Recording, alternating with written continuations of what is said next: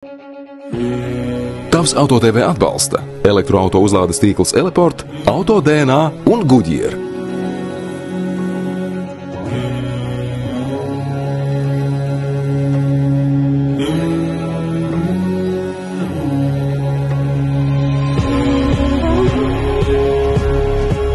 Esam atpakaļ 333 drošas braukšanas poligonā, kur megatesta kārtajā sērijā noskaidrosim, vai elektroautomobiļiem ir bail no ūdens, un vai ir kādi autovadīšanas knifiņi, kurus vajadzētu zināt tiem, kuri nolēmuši kļūt par e-auto īpašniekiem.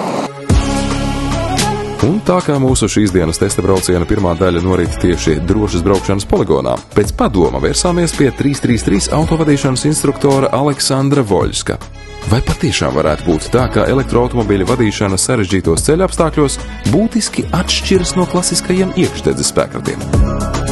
Fizika darbojas vienādi uz visa veida piedziņām, neesmu neko daudz pārsteigts, kas noteikti ļoti ietekmē mūsu mašīnas uzvedības modeli, tā ir elektronika, un elektronika mēdz būt ļoti atšķirīga. No ļoti smalkas, ļoti izpalīdzīgas līdz varbūt nepārāk smalka. Svars iespējams ir lielāks, bet laba ziņa ir tāda, ka ražotājs to ļoti labi zina, un lielākiem, smagākiem autiņiem bremzes vienmēr ir spēcīgākas.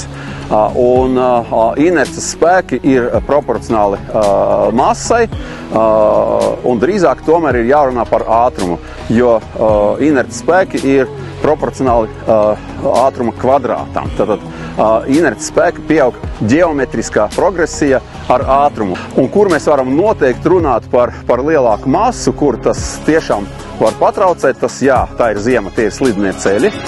Dinamika, tas ir tas lielākā atšķirība, ka jums zinot, ka tā mašīna ir daudz ātrāka, daudz straujāk uzņem ātrumu, ka jābūt piesardzīgākam, ir jāprot kontrolēt to ātrumu. Liels ātrums, protams, ka mēs zinām, ka būs garāka bremzēšanas distance, bet tas, ko mēs bieži vien nezinām, ka braucot ar lielāku ātrumu, mums jābūt gataviem uz daudz enerģiskākām, agresīvākām darbībām. Vai tas ir rokas, kad jāpagriež ļoti strauji stūri, vai tā ir kāja, kad jāsabremzējas. Bremzēšana, ja mums ir ļoti ierobežota telpa, kur mums jāsabremzējas, tad mums ne tikai jāspiež bremzes spēcīgāk, tik spēcīgi, cik mēs protam, bet ir jāprot arī to darbību padarīt ļoti iespējami īsāka laika, tad to, ko tauta sauc par cirtienu, ir jācērt. Mēs nedrīkstam ar tādu skaistu, maigu kustību pakāpeniski palielināt to spiedienu, tas ir komfortablāk, tas ir patīkamāk kājai, bet mēs zaudējam to efektivitāti sākumā. Mums jādod uzreiz asi pa nažiem. Elektromobils no sākuma bremzē ar elektromotoru pēc inerces, bet kad darba bremzes pieslēdzās klāt, jā, citiem uzreiz, citiem bišķi vēlāk viņš tā nogaida. Tā kā tas bija man tāds labs salīdzinošais starp modeļiem. Jā, protams, arī slaloms, bet tas jau no paša vadītāja vairāk ir atkarīgs, bet, teiksim, tur, kur vienkārši on un off režīms, tur vislabāk var uzķert to starpību. Īstenībā ļoti interesanti, man patika tas jaunais slidenais slidkalniņš, kur liekas no sākuma, kad tu uzbrauc, kas tad tur 30 sāku. Beidzu ārā jau uz asfalta maliņas, ko mēs bijām pieņēmuši jau kā dīķi, bet pēc tam izaudzes pareizo ātrumu, tu saproti, ja tev ir vasaras riepas un pa kalnu lejā, pa slidenu, esi prātīgs. Mēs jau ikdienā aizmirstam par to, ka mūs visu laiku sargā tie elektriskie drošības asistenti, viņus izslēdz ārā un saprot, bāc, tu neko nemāki, tev atkal jāmācās pa jaunam, tā kā tas ir baigi noderīgi. Ļoti stabili visi automobīļi, pateicoties bateriju novietojumam ļoti tuvu zemē. Tā kā principā no tāda vadāmības viedokļa, jebkurš elektroautomobīls ir ļoti stabils un feins.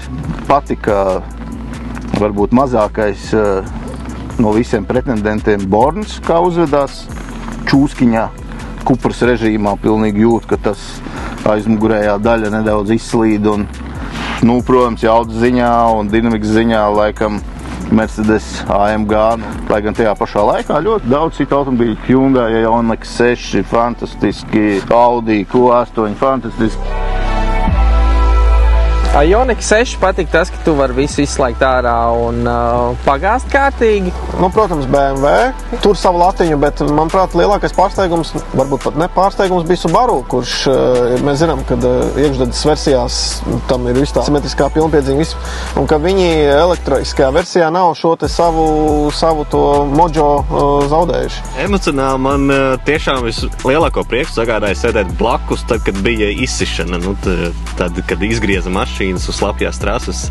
Jo, kad tu esi šofērs, tu koncentrējies uz to pašu ceļu, bet kad tu esi blakus un tādā kontrolētā vidē, tu vari to izbaudīt. Nav jau mašīna, kur neklausa, ir kā tu viņas turē.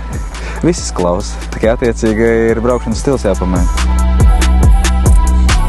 Ļoti bieži ir dzirdēti apgalvojumi, ka galu galā elektroautomobīļi dabu piesārņo vēl vairāk nekā klasiskie vāģi. Lai gan patiesībā aina ir pretēji. Piemēram, kompānija Volkswagen apgalvo, ka tās radītā ID4 elektromobīļa CO2 kopējais izmešu apjoms ir par 32% mazāks nekā līdzīgi izmēra Tiguan modelim ar iekšzemes dzinēju pēc 200,000 km nobraukuma. Dažādi mīti un nostāsti runājot par elektroautomobīļu tēmu nav retums. Dažreiz tie izklausās tik nopietni, ka liek pat uz mirkli aizdomāties. Citkārt tie ir tik komiski, ka liek smaidām plēsties plašumā. Piemēram, kā jums šķiet, vai elektroautomobīļi baidās no ūdens? Es teiktu, ka elektromašīnas tieši mazāk baidās no ūdens salīdzinoši ar iekšdedzes, jo mums nav jādomā par to, vai ūdens iekļūst dzinējā vai neiekļūst. Jā, protams, mums jau skolā māca par to, ka elektrība un ūdens tās nav tie labākie draugi, bet, kā redzam, mums fonā viss tomēr notiek diezgan raiti. Tāpēc, ka inženieri padomājuši par to, lai nebūtu tāda situācija, ka aiziet kaut kas par īso. Tiem, kas zina, tie ir palūrējuši, kas apakšā notiek, un tie oranžie vadi ir pils, kurus nevajadzētu griezt uz pusēm. Bet vispārīgi citādi elektriskās mašīnas ir ļoti labi paredzētas gan šādiem laikstākļiem, kādi ir šodien, gan tādiem apstākļiem, kas mums aiz muguras. Protams, katram ražotājam ir savas rekomendācijas, kādos ūdens līmeņos vajadzētu drīkst braukt, nevis vajadzētu braukt.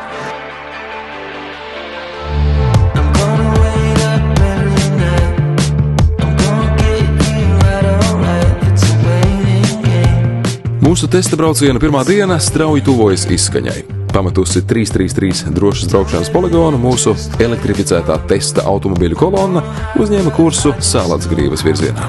Un tā kā kopējais kilometru skaits, kurš jāveic šajā testā, nelika satraukumā trīcēt nevienam no šī testa dalībniekiem, jo vismaz 400 km ar vienu uzlādi spēja veikt teju katrs no tiem, mēs varējām izbaudīt nesteidzīgu braucienu pa vidzemes ārēm. Zinu, ka šajā mirklī rūdītākie benzīna galvas rauks pieres, bet ir grūti aprakstīt, cik rāms un relaksējošs var būt brauciens ar šādiem auto. Sajūsmas sauciens ir par to, ka viss notika pilnīgākajā klusumā gandrīz vai. Izņemot tur kaut kādi bļāvieni, ja loks ir atvērts, kāpēc tu to dari vai tu to nedari. Bet, jā, klusums, kas man patika. Elektromašīnas katru reizi arvien vairāk man pozitīvi pārsteidz. Vai ir nākotne, tas viss atkarīgs droši vien no cenu piedāvājuma, jo ne katrs cilvēks var atļauties uzreiz pirkt šādu mašīnu. Ja elektriskais, es domāju, ir ļoti daudziem vēl nezināmais.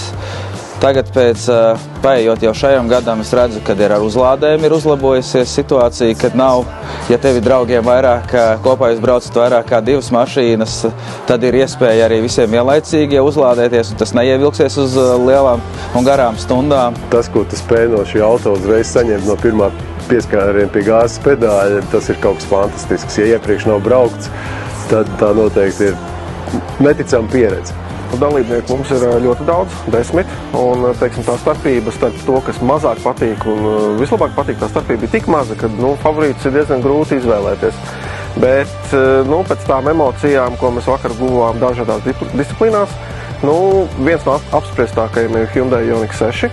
Tas ir ne tikai dizains, bet arī tā paša braukšanas īpašības un arī salona ergonomija. Daudzi atzīmē Volkswagen ID Buzz, bet es esmu redzējis, kā ID Buzz izskatās melnā krāsā, melna interjeru, ja ķīpsels izstādē var apskatīt. Ja? Tad tu galīgi nevar pateikt, tas ir ID Buzz. Vēl no favorītiem, ja tā mašīna nesauktos tā, kā saucas, tad tā būtu viena no favorītiem. Tas ir Ford Mustangs. Jo es uzskatu, ka pats ražotājs šo leģendāro nosaukumu ir pārāk agri izmantojis, jo dizains tur tā kā ir, braukšana tur ir, bet Mustangs tas nav. Bet mašīna ir labi, jā.